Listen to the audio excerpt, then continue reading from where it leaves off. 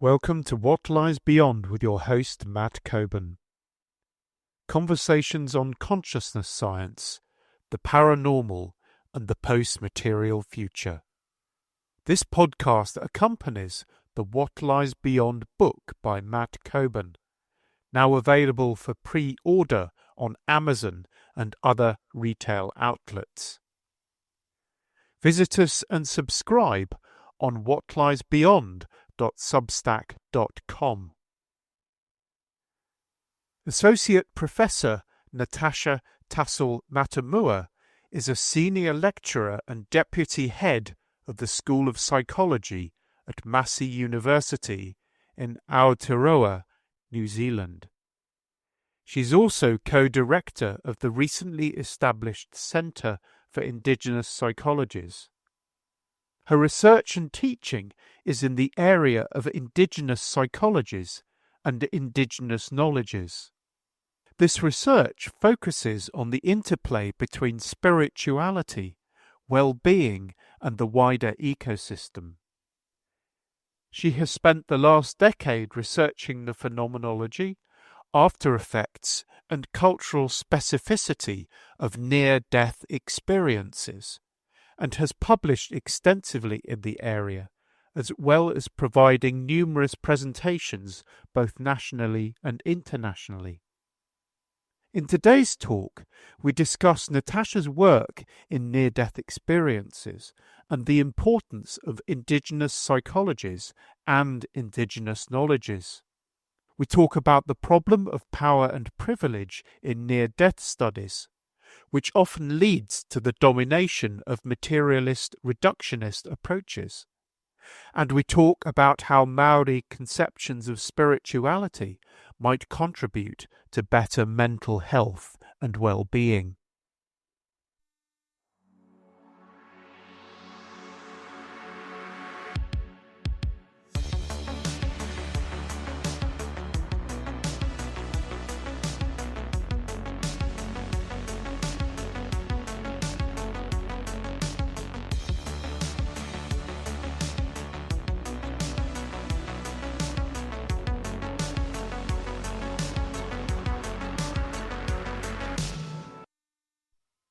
Tash, I think we sort of said it might help us if you started off by talking a little bit about your personal background and perspective, and then how did you become interested in indigenous psychologies, and why are they so important?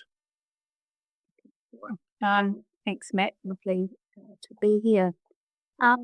Personal background. Well, I guess from a professional perspective, I started researching what I call exceptional experiences of consciousness roughly about 16 years ago now. I didn't do my PhD in the topic. I was advised not to. So I didn't do my PhD in the topic. But once I'd completed that, I sort of started exploring that area more. And that came about as a result of personal experience. I've always been quite interested in unusual or exceptional experiences of consciousness, partly because my mum passed away when I was young, and I was there and experienced, or at least observed her experience as she was passing away. And then when I was a teenager, I also had an unusual experience, which I now recognise to be an NDE-like experience. So I had this sort of personal background, which when I got an opportunity professionally, I decided this might be the time to begin to explore that. And that sort of came about, the opportunity came about through some synchronistic events. And I just thought, okay, this is the time. So professionally, that's where I sort of started. So I think that's really common with a lot of people that I talk to who are interested in exceptional human experiences, that it is that personal contact. But when these experiences happen to you, can I ask how you process them? Did you discuss them with your family or community, and how did that work?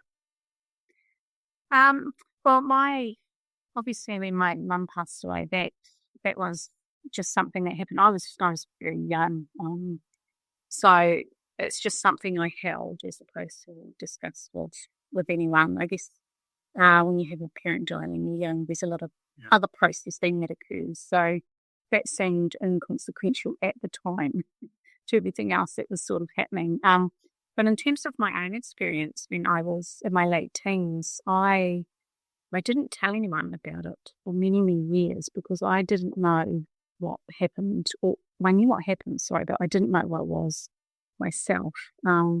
So at the time, I'd never heard of near-death experiences. And this is, like 30 years ago, and that I had my experience. So it would have been at a time where, from a research perspective, the field was sort of quite low. So I didn't tell anyone, and it was about 10 years later, in my late 20s, that I shared it with my dad. And he sort of said, oh, yes. That he was quite affirming. He said, oh, yes, I've heard about these types of experiences. I think they're near-death experiences.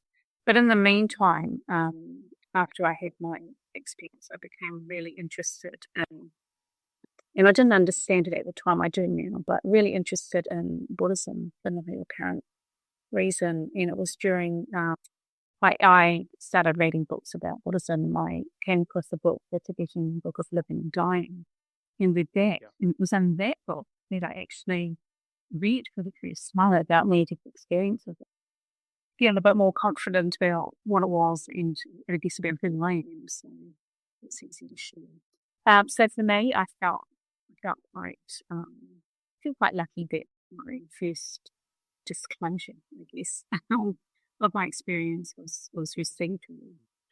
So that's quite interesting. So since it's 30 years ago, I'm assuming this was the sort of 1990s. So wasn't there much about near-death experiences in the media in New Zealand at that time? Or No. Well, not that I'm aware of. There might have been that I'm aware of. And in fact, prior to my myself and colleague doing our NDE study of the New Zealand population 16 years ago, that actually, and I didn't know this at the time, that's when I had my experience, but there was only 2 other small-scale studies that had been done, and they were students doing master's degrees. So there was really nothing here, and yeah, there could have been stuff later, but not that I was aware of at the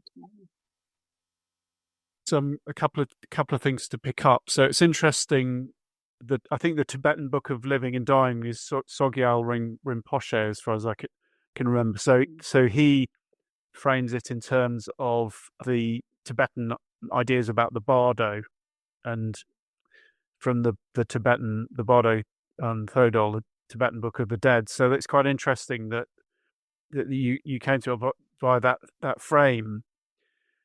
But also, I think that book, they also do discuss sort of, for want of a better word, the Western approaches too.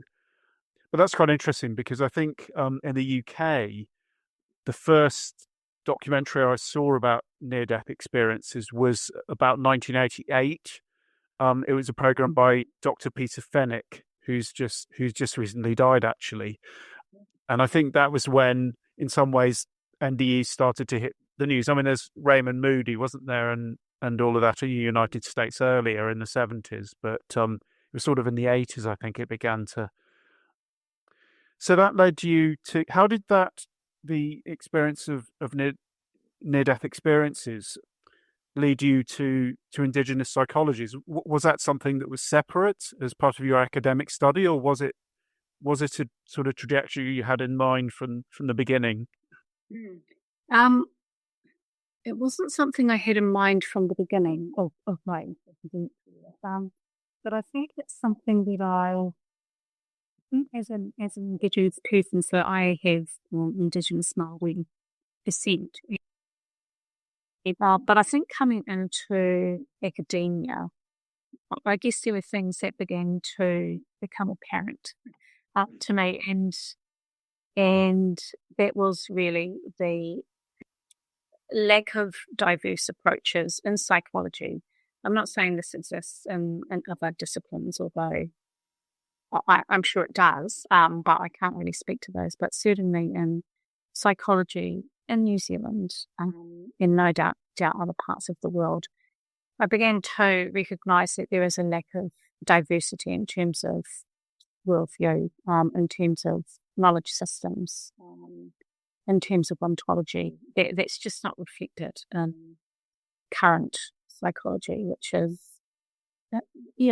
psychology was founded by this European men in the late 1800s, and so that's a value base that psychology has held on to and still continues to hold on to, actually. So entering that discipline as a young Indigenous female, there were a lot of things that just didn't quite feel right. So I guess that has always been there and chipped away at me. And I've always felt, okay, maybe it's important to provide other perspectives, to give a more rounded vision or narrative about what it means to be human. So it was sort of maybe 5 or 6 years ago that I'd been holding on to this for quite a while, but 5 or 6 years ago, I sat down with my husband. We were just talking about, well, what do you do in these places and spaces? And he said, look, you're in a position, why don't you start a centre for Indigenous psychologies? And that was one night, him and I in front of the fire having a glass of wine, and it sort of took off from there. And I thought this is a brilliant idea. So I thank my husband for the wonderful idea, which I then took and created the Centre for Indigenous Psychologies at the university, the only university. And the centre is really about this idea of recognising technology, but it's other ways of being seen that are Indigenous. Now that's how I sort of came to work quite heavily in the area, was from this idea that we need something just to generate more diversity in the area. And it was this brilliant idea my husband had, and that led me to create this centre and write a lot more comprehensively about Indigenous ways of being, Indigenous worldviews, and why they might be important and necessary, not just for Indigenous people and not just for psychology, but actually for humanity, I think, in general. Yes, and I think one of the many interesting points that you made in the talk of yours that I think we watched at the Aleph Trust over Christmas was you talked about Indigenous knowledges. So not just Indigenous psychologies in the plural, but Indigenous knowledges. So could you explain a little bit what Indigenous knowledges are and why they're of significance and importance? Yeah, sure. And I often, although not always, tend to use the terms knowledges when I'm referring to Indigenous in the Indigenous context, the idea of knowledges and psychologies almost synonymously. And that's because from an Indigenous perspective, and again, I am generalising and using the term Indigenous, that flows of knowledge acquisition and transmission that aren't just restricted to material, objective, reductionist approaches, which is what a lot of our current, at least Western scholarship psychology, is dominated by these material reductionist approaches. Indigenous knowledges are not.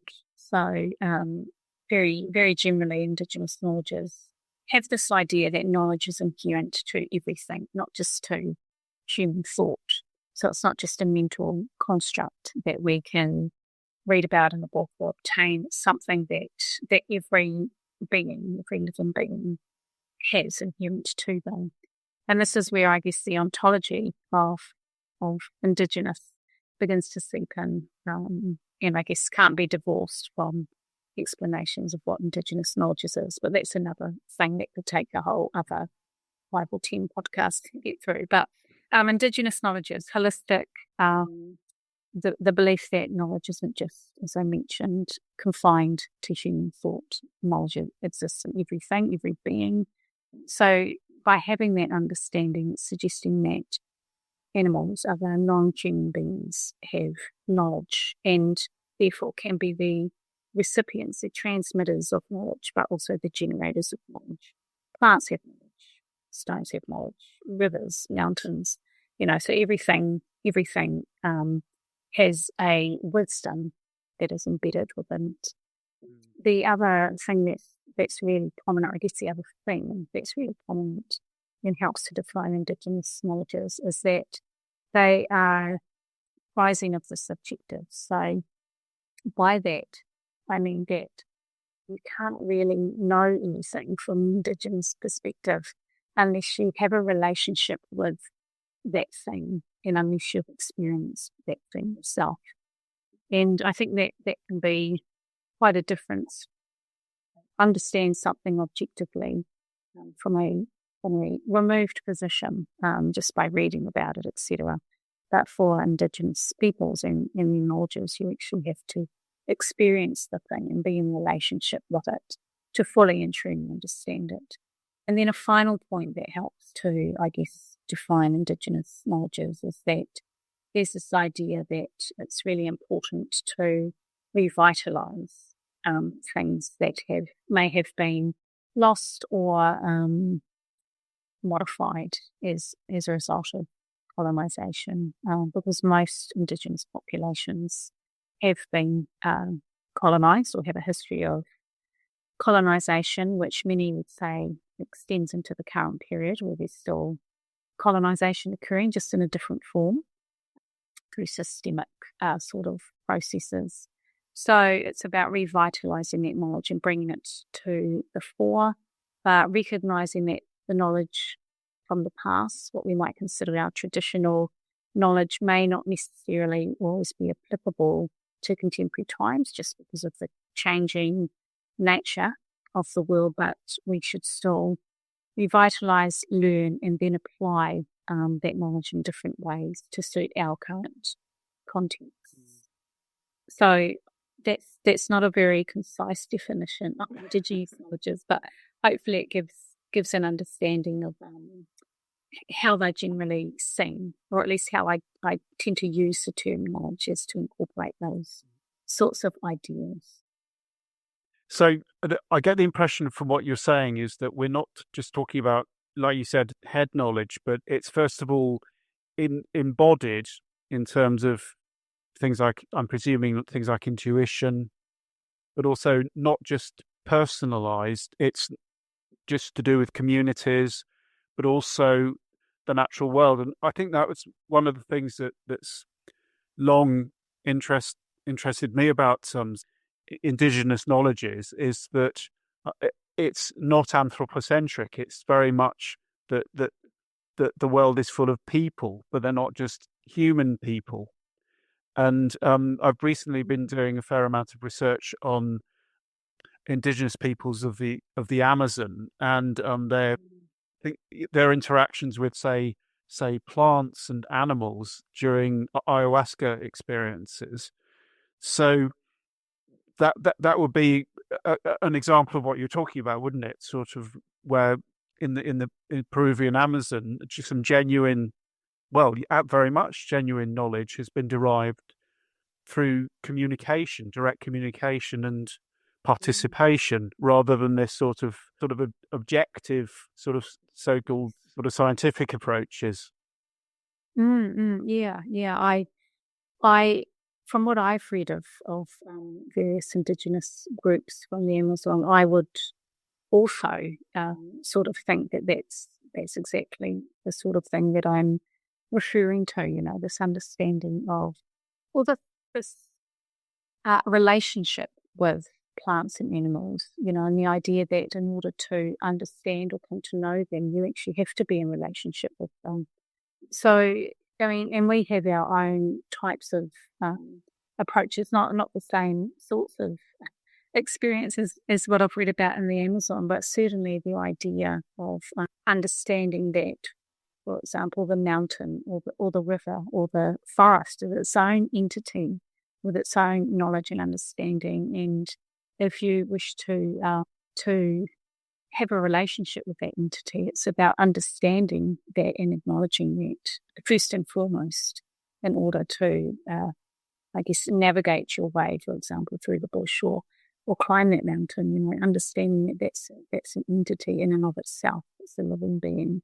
And therefore there are, processes and things that you need to do as the human being who we have the belief, the ontological belief that humans are the younger siblings of the rest of creation. So therefore we have to walk with humility and be in a state of humility when we are wishing to come to know particular entities like rivers, mountains, etc. We have to really be aware of our status as the younger sibling and treat these. I keep saying entity, although it sounds maybe not the right word, but treat these other beings as if we would treat respectfully, as if we would treat an older sibling or a grandparent or a parent. So these things become really important as part of our knowledge transmission and acquisition. It's attached to an ontology that you can't really divorce, the knowledge from the ontology, otherwise it has no meaning in the end. So there's a lot to it. And again, I can only speak from my perspective as someone of Māori descent, but when you look across to other Indigenous cultures, there seems to be these very similar themes that come out in terms of relationship, in terms of being the younger sibling at creation and stuff like that, which I guess they feed into different ways of being and they inform the types of behaviour that we feel we should have as people. So you mentioned that Indigenous knowledges can act as a maybe not so much a counter, but an additional perspective from this sort of scientific materialism, and reductionism, which is very much entrenched within sort of in the global north and amongst Western scholarship. So, and that perhaps leads us on to the paper you wrote on your near-death experiences, where you were talking very explicitly about power and privilege in the study of near-death experiences. And that again really interested me, because for as long as I've known it, has been this tension between very materialist reductionist explanations and other approaches to NDEs. And so, first of all, how do you think near-death experiences as experienced in the Maori community are significantly different from those experienced elsewhere, or are there commonalities, or maybe a little bit of both? I think there's a bit of both.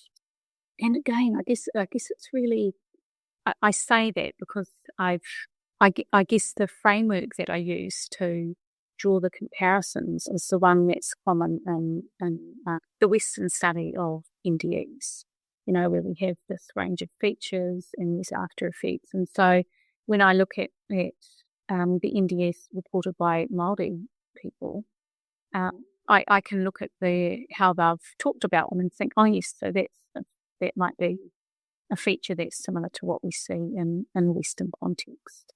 So looking at it through the same lens, I think there are similarities between how Māori people talk about the NDE and what we see in the Western literature, if that makes sense. But I guess the way that they're talked about in terms of the interpretation can be maybe a bit different. So a Māori person might frame what we might consider to be a being of light, might frame it in terms of a Māori, well, we would call them atua, but I guess a translation might be dating. So they might frame their experience or their aspect, that feature of the experience as, and in terms of a Māori worldview. which makes, from my perspective, that makes sense, because obviously you use the frames, the linguistic references that you have available to you. Your language to explain any experience. So that makes sense to me. So yes, I think there are apparent similarities. Yeah, so that you're saying that there are definitely commonalities with near-death experiences, but there are also sort of culturally specific differences. So, I mean, again, in your talk and in your writing, you discuss the Maori ideas about consciousness. So you say there isn't a specific term for consciousness, but you mentioned things like is it Te Kore, the transcendental realm of spirit. So, and the ideas about universal consciousness. So, would a Maori who'd had a near-death experience perhaps interpret that experience in those terms? Possibly, yeah. I haven't come across one as yet that has specifically used Te Kore, but certainly they do express these ideas of something beyond, something transcendent, and it could be what I would consider or term a universal consciousness, but they may not necessarily have the same terminology or same word, but there's certainly, at least in the Indian accounts that I've come across, there's certainly this idea of this universal consciousness that they encounter, or this spirit being that they recognize as something beyond just a religious figure, for example. But Te Kore, I've never encountered that in terms of someone explaining it like that. But certainly, this idea of this universal consciousness comes out in Māori Indian accounts. And just going back to that paper where I talk about this idea that there's no single word for consciousness, I think that also feeds into understandings about Indigenous knowledges and what they are and what it means to have knowledge and to transmit and acquire that knowledge. Because the idea of consciousness, or maybe the lack of idea of consciousness from a Māori perspective, and this notion that there are many terms that speak to different types of consciousness, feed into this understanding of how we, as I mentioned, acquire and transmit knowledge. So I think I've talked about in that paper that there's this notion of this universal consciousness, Te Kore, or this place that we believe as Māori everyone comes from, this spiritual place. That's our home. That's where we come from, or at least what we consider to be the universe, how that's the space and place from which it was made, including us. So there's this greater universal consciousness. But we also have, I think I term it quasi-individualized consciousness, and that manifests in different forms from a Māori perspective. So we have something that we call mauri, which is like a life energy, which energizes the body while it's alive. When people or any being dies, then that mauri is reabsorbed into the environment, into the cosmos. So it becomes transformed as opposed to disappearing. So we have mauri, which is a type of consciousness. We have this idea of wairua, which we might consider to be spirit or spirituality, which is a type of consciousness. But then we have these other types of consciousness, which we might term rongo, which is this idea of sensing and using, which is where, going back to the understanding of Indigenous knowledges, being subjective and being in relationship to something, is where this idea of rongo comes into play, where by having a relationship with something, you begin to sense their mauri or their energy.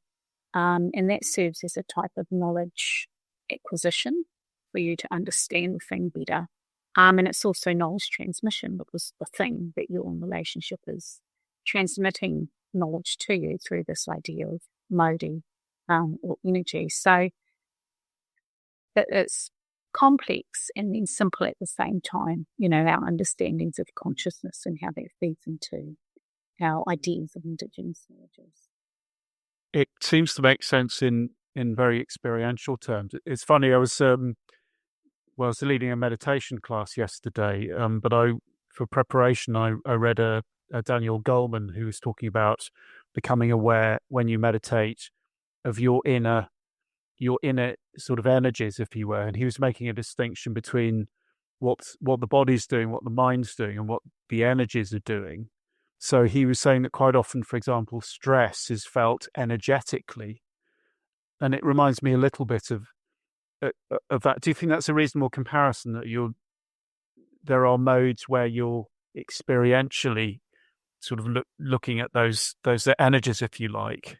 Yes. Yeah. I think that's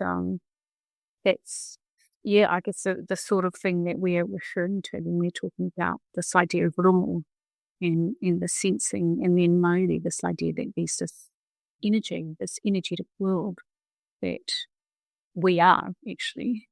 We are that energetic world, but also exists outside of us, and we pick up on things. And I have a colleague actually who came on this idea of sensing as a form of research methodology and human research method. It's idea that you can go into a situation and you, as a researcher, becomes the vessel of acquiring data through senses as opposed to through any other sort of means. Interview or surveys, etc. She's more focused on this idea that we sense we have these inherent abilities for knowledge acquisition, knowledge transmission, and maybe we should start using them again, not as an overthrow of material reductionism, but as a complementary mode. And for me, certainly as a researcher in near-death studies, I think, and I mentioned in that chapter that you talked about, the power and privilege one, this idea that we can fully understand and experience that is beyond words in many ways, that we can fully understand it from a material reductionist perspective, I think is the idea is slowly becoming not doable. So this idea that we should embrace other ways of knowing and other knowledges, I'm very keen on sort of progressing in my NDE research.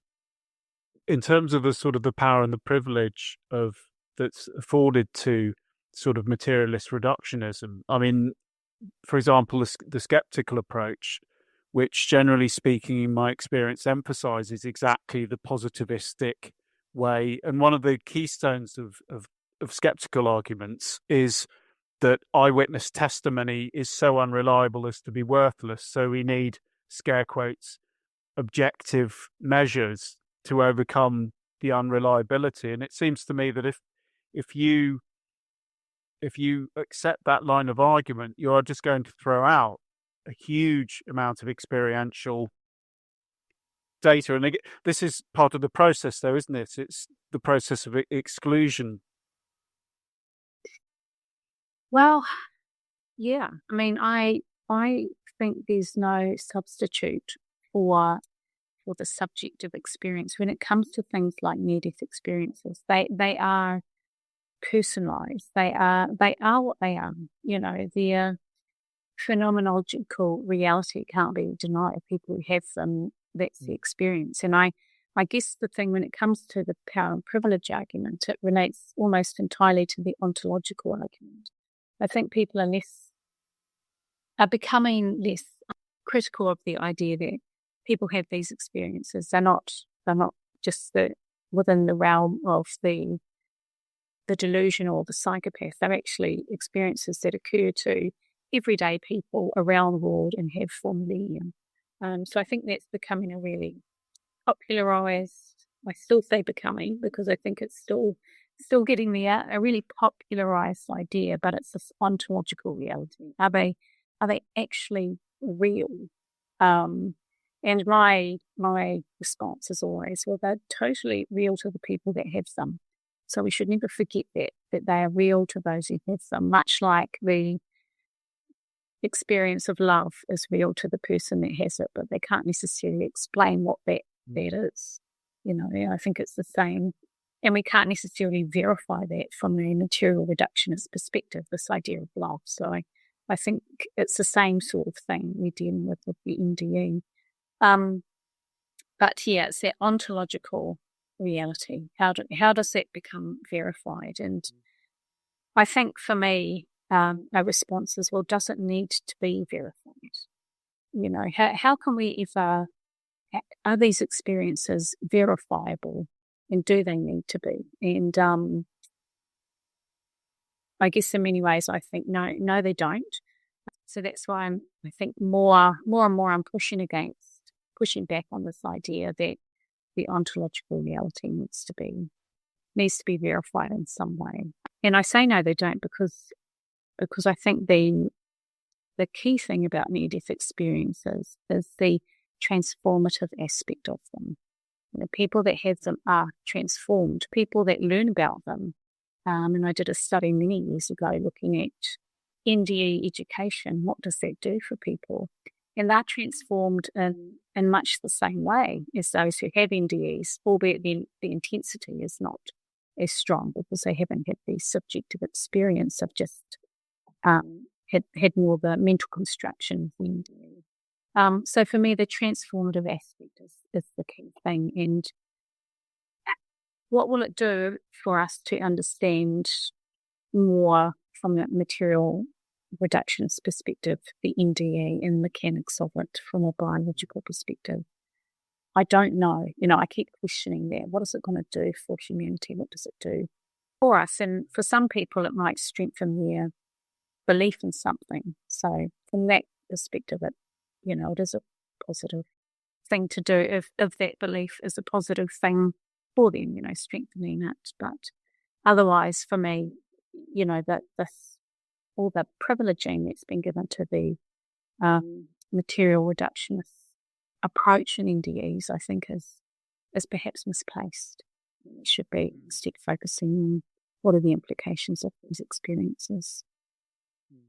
You ask some very pertinent questions in that paper, like why do we need proof and who's it for? And I thought that's a really important question to ask. And I keep what has concerned me for some time.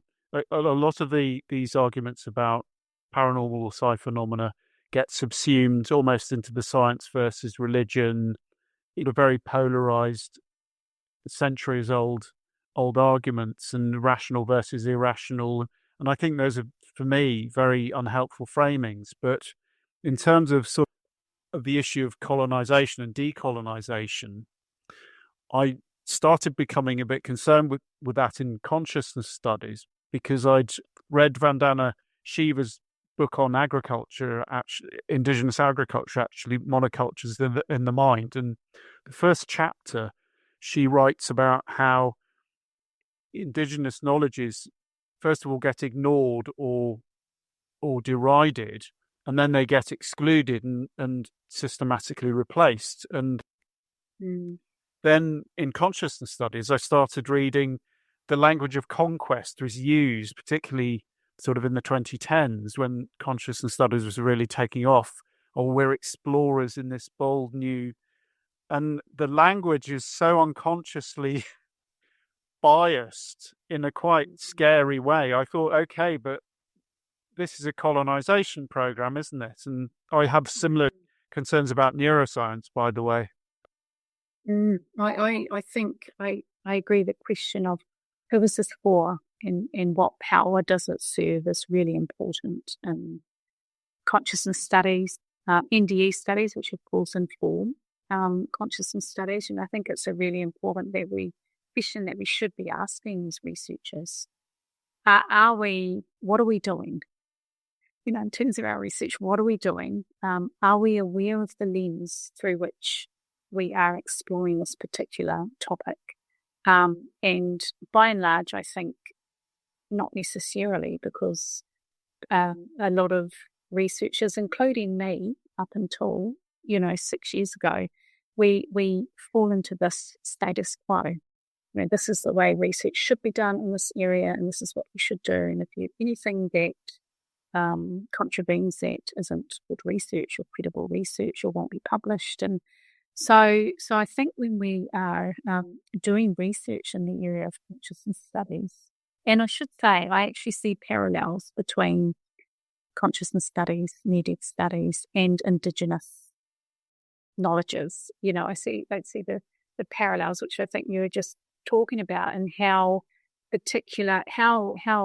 things like, for example, near-death experiences are not taken, I'll just say seriously, although that's probably too loose of a word to use, but not necessarily taken seriously within a scientific perspective. They don't quite fit science.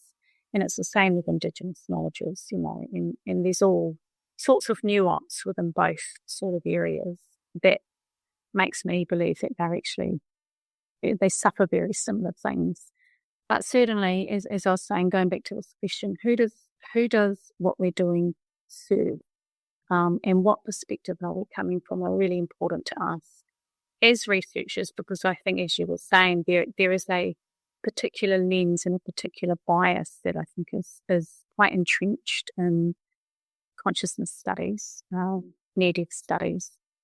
And who's that serving ultimately? What purpose does it serve? And are we just perpetuating dare I say it, are we perpetuating a colonial sort of system by continuing to research in this way?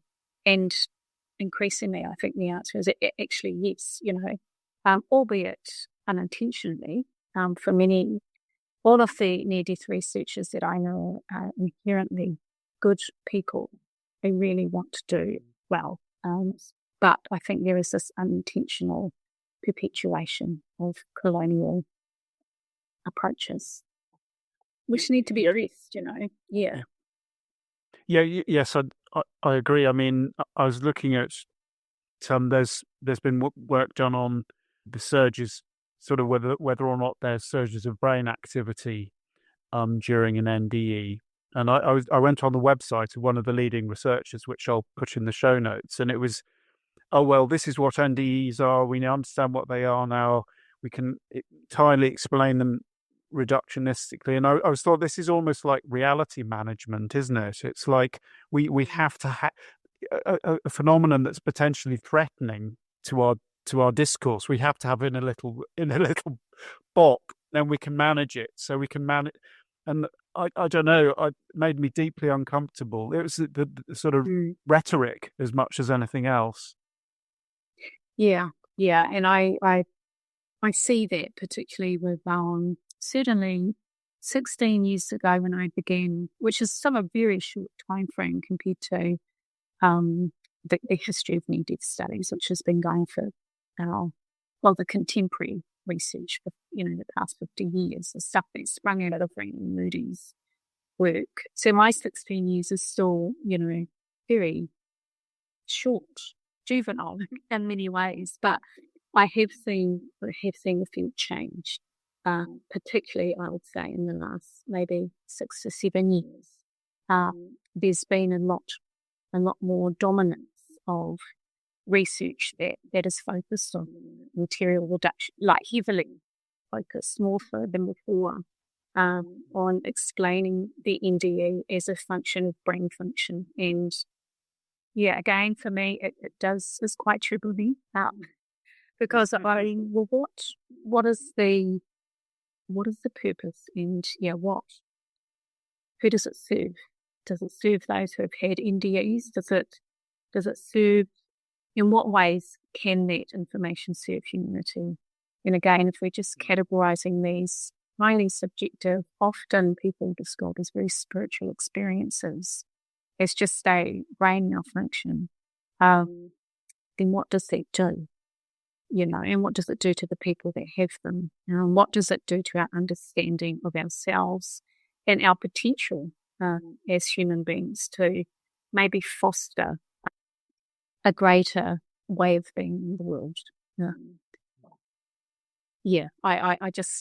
feel concerned about it, and I don't want to disparage those researchers in that area, because I believe that they likely believe that they are doing a good service.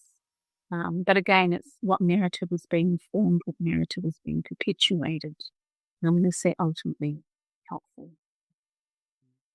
I mean, for me, a significant concern is that there's a commercial undertow to a lot of this. That one of the reasons why materialist reductionism is so popular is because you can, say, build neural wearables, or with psychedelics, you can turn out a version of a psychedelic which can be marketed. And so, although, yes, absolutely, I mean, I know quite a few consciousness researchers and neuroscientists, and they're often very curious about the world and good scientists, but at the same time, where do they get their funding from? What interests are being served by a lot of the research that's being done? I think you have to ask those questions, really. Okay, so I think one of the, you mentioned that the study hadn't actually been published at Christmas, but you mentioned that you did a study with mental health workers, and you showed them I think it was a slightly fictionalized story of a near-death experience, of a Maori near-death experience. And you asked them to explain what was going on. And that interested me very greatly because of its, again, slightly disturbing implications about how Indigenous experiences are taken in the mental health system. So would you mind just explaining a little bit about what that study was and what the conclusions were? Yeah, sure. So myself and colleagues, we've had this understanding in New Zealand among Indigenous people that I'll just explain that the basis for the study. This understanding that Indigenous people, our mental health statistics for Indigenous people with regard to some of the more complex mental health disorders, I'll just call them that, although I don't inherently believe that there are mental health disorders as such. But some of the more complex ones like schizophrenia and bipolar, that Māori tend to be overrepresented in those populations.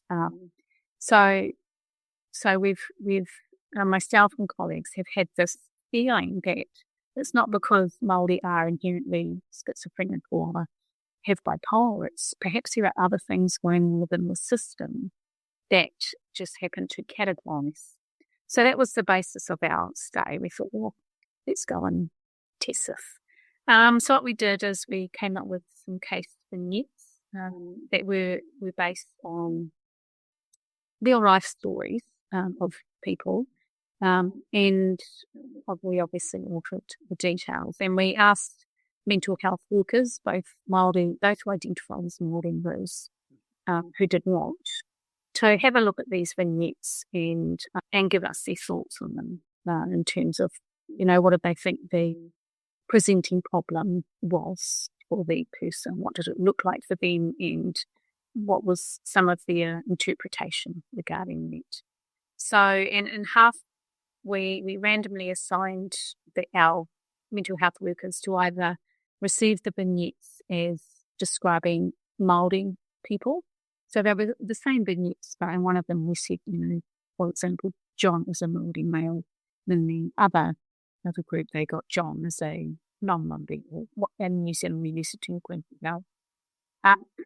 So that's what we did. We asked mental health workers to look at these, and then we looked at the results. And what we found was that overwhelmingly non-Māori mental health workers would describe the vignettes in ways that were quite pathologized. So they would say, well, this is schizophrenia, this is, and as you mentioned, one of the vignettes was a typical NDE, describing a typical sort of NDE experience. I've seen the light and then other features, and then the life changes afterwards. But for example, that vignette was often with non-Māori mental health workers, it was described as being indicative of, for example, schizophrenia or He was having delusions of grandeur about, so very pathologised. Whereas the Māori mental health workers described the vignettes in ways that highlighted spirituality. So they would say, something like he's having a spiritual experience and he just needs time to integrate that experience into his life. And often they wouldn't say spiritual, they'd use the term waidawa, which, as I mentioned before, is the loose translation of being spiritual or spirit related. So that's what we found, is that by and large, Māori mental health workers would often look at a situation and frame it using their, understandings, their indigeneity. So they'd always frame it rather positively as this is a wider experience and it just needs integration. Whereas our Māori mental health workers would frame it in terms of psychopathology. So we were shocked and then not shocked as well, because it confirmed what we thought was going on within the system. And so it highlighted to us that when people come, particularly Māori clients, and I must say that I did this study with a group of clinical psychologists, Māori clinical psychologists, so they had that sort of background in clinical psychology. But I guess what it highlighted to us is that when Māori people come, or are often, because we do have a higher proportion of Māori who are involuntarily taken into the system through particular acts, policies and stuff. So they're involuntarily taken into the system. But when they do encounter the system, talk about their experience, which from a cultural perspective, Indigenous perspective, we just consider that not abnormal, the experiences they talk about, but actually, a gift. It's wonderful if you've seen your ancestor or whatever and they've communicated a message to you. So that type of experience we'd consider to be a gift, and we'd frame it in terms of wider or spiritual experience and what can you learn from this. Whereas people who don't have that cultural background tend to frame it in terms of pathology, which of course they're going to do that because that's the system they've been trained into, Western psychology, to look at these experiences as non-normal and therefore requiring adjustment to bring them back into the status of society. Whereas from a Indigenous perspective, they're framed really differently. So that was it was just some really stark findings that we found, that there are these differences that occur within the system, which may be leading or creating this space where Indigenous people are vilified, I guess, more often, because there are more there are less Indigenous professionals working in our mental health system in New Zealand than what there are Indigenous. So the likelihood of a Māori person encountering a non-Indigenous clinician is very high. And it's concerning, or at least it should be, based on what we've found in the study. Yeah. I think it is concerning. I mean, it does remind me of perhaps parallels we have in the UK and certainly in the US, where racial minorities are overrepresented in terms of enforced incarceration. I'll have to verify that, but memory serves that's so. But it also reminds me of problems with distinguishing between a spiritual crisis and a mental health crisis, and of course those can go together. But I think I have chatted with sort of clinical transpersonal psychologists about the importance of distinguishing the two. Mm-hmm. And I think this is where, for me, and I'm speaking personally now, this idea of spiritual crisis and mental health crisis, I think there's a really blurred line, if there's a line at all. I think you need what we might consider to be mental health crisis in our contemporary terms is in fact just a spiritual crisis that needs attention. And I think many Indigenous people, at least in New Zealand might have that same perspective that, well, actually, any mental health issue, what we conceive of as a mental health issue or disorder, is just that. It's just a disorder, a spiritual disorder that needs attention, as opposed to being something that characterises a person for now and then and beyond. So I think there are some real strong distinctions between even the framing and how we construct what is mental illness or mental disorder. And I think those framings often don't take account of Indigenous perspectives. And I'm not saying that Māori look at people and think, oh, they don't need attention. But of course, we see people struggling with mental health. But again, it's not something that is definitive of them. It's something that is just indicating there's something in their life of a spiritual nature that needs attention. And then how do we wrap around them and wrap around that person, wrap around their what we call whānau or family, and assist them to move past that. So again, the framing and how we construct what is mental well-being and what is not, I think again is very much based on these understandings of power and privilege, whose understandings are being privileged and to what purpose.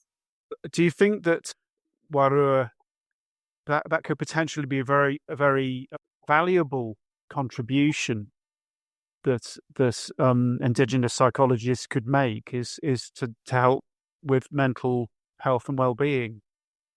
Yes, I do. And I think, at least in New Zealand, elevating understandings of the importance of wairua for Māori, but in fact, I don't think we have the term wairua to speak to this idea of spirit and spirituality as being the ultimate reality for Māori. But I think this idea of spirit as ultimate reality, I think it resonates with many people, not just Indigenous people. And I think maybe that's where some of the tension lies, is that we, I guess as Indigenous people, we can cling on to that. We know that, okay, we've got a mental health system that might be telling me that I'm well, but when I go back home to my community, they're saying I'm okay. So we've got that. We've got something to hold on to, whereas I think people who are non-Indigenous and maybe the system doesn't privilege this idea of spirit as being important, then what do they have to hold on to? Other than perhaps finding like-minded souls that will say to them, look, it's okay. We can, there's another way of looking at this. So I think that's part of the tension, is that the system privileges a narrative that excludes the spiritual as part of as important to mental well-being. So I think in New Zealand, yes, this idea of wairua is a very important contribution to understanding what it means to be a holistically well person, not just mentally, physically, environmentally, socially. So we have that wairua, but I think that idea of spirit, is essential for all peoples, regardless of whether they're Indigenous or not. It's just that, as I mentioned, Indigenous people are minorities, and there's a majority system out there that isn't speaking to spirit. And that's where I hope our Indigenous knowledges can begin to filter into systems and say, hey, look, spirituality is incredibly important to what it means to be human and what it means to be well. So let's start looking at that with a bit more confidence, but also with a bit more urgency, given the state of sort of the world. Yes. So much of what you're saying resonates very strongly with me. Over the Christmas break, actually, I read this book on burnout by Stephen Wright, who's takes a very strongly spiritual approach to it, actually. He says he thinks it's misrepresented as severe stress. Obviously, stress is involved, but he says quite often what he's found in his practice is this lack of meaning, this draining of meaning, and that quite often the path to recovery has to be a spiritual one, to spirit on whatever way you understand that. I think it's important to be open to those multiple perspectives. But I keep coming back to this, this problem of meaning and meaninglessness. Yes, yeah, and I totally agree. Where does that derive from? What if we stripped out of our ontology as a species, as a human species? What if we stripped, or what if we ignored to the point where, at least in many Western nations, there does seem to be this crisis of meaning and purpose. Maybe if we begin to bring back this idea that we're spiritual beings, and that's our grounding, not this material reductionist, we're just flesh and bones, and then that's it, But if we bring back this idea that we are spiritual beings, how might that change the script? How might that change the narrative for many people? I mean, for economics, it's probably not going to be very helpful. But in terms of people's meaning and purpose in life and what makes them feel good. But it's also things like ecological healing, community healing, this whole spectrum of things. And I do think that many of the more destructive behaviours that people and communities and nations engage in has a lot to do with the state of people's consciousness. Okay, so we're sort of coming to the end. So what are you working on at the moment? Are there any projects coming up or books that we should look out for? There is. I'm working on a project at the moment, which is I'm very excited about. It's looking at end of life experiences. So I've done a lot of work with near death experiences, but also end of life experiences.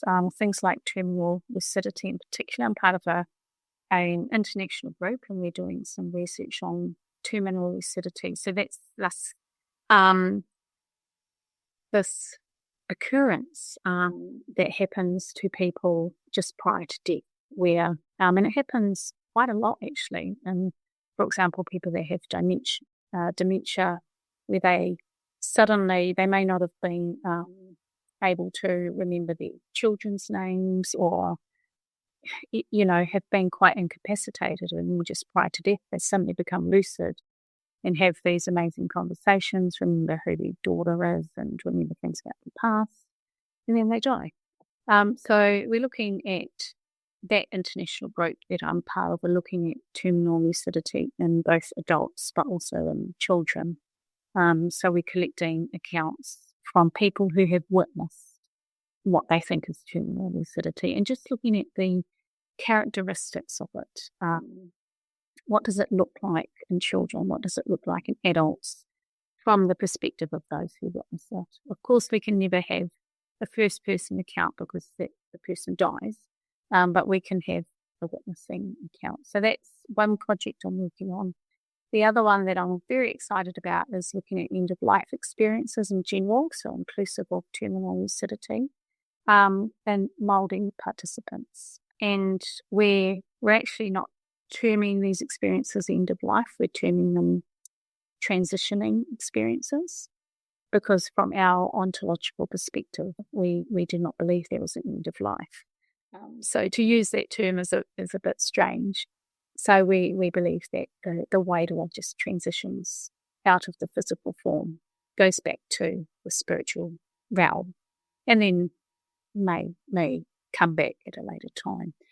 So calling them transitioning experiences, collecting these accounts from Māori participants, and then what we're doing is myself and two colleagues, we're retrospectively looking at whether the features of these transition experiences that occur over time, whether they might map onto the movements of the celestial sphere. So in Māori understandings, the movement of the celestial is, well, it impacts the environment. We have a strong narratives about the influence of the movement of the stars and the moon on the environment. But of course, we're also part of the environment. So therefore there must be an influence on us as well. So we've just taken that idea and we applied it to the transition experiences. Does the celestial sphere impact the types of features or the way that these transition experiences play out? Is there some pattern that we can ascertain from them? So that's a really exciting study for me because it's quite different, at least in Western scholarship. It's a very different study from an Indigenous perspective. All that sounds absolutely fascinating. I'm really looking forward to reading and hearing about those. So if people want to find your work, where's the best web page to look?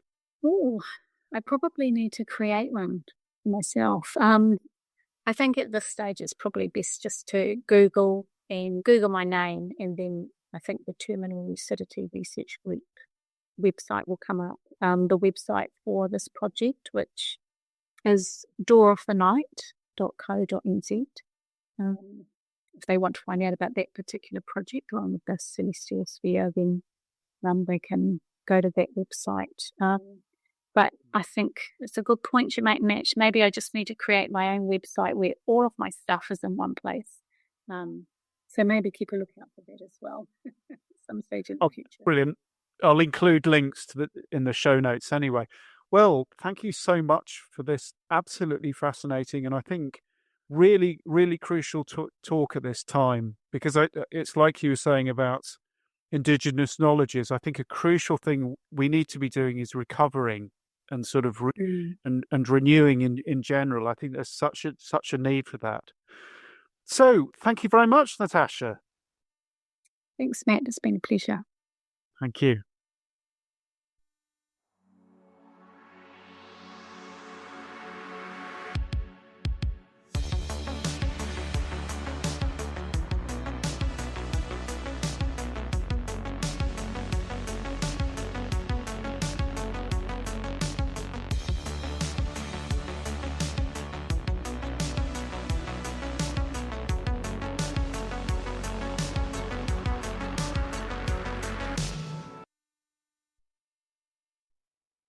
What Lies Beyond with your host, Matt Coben.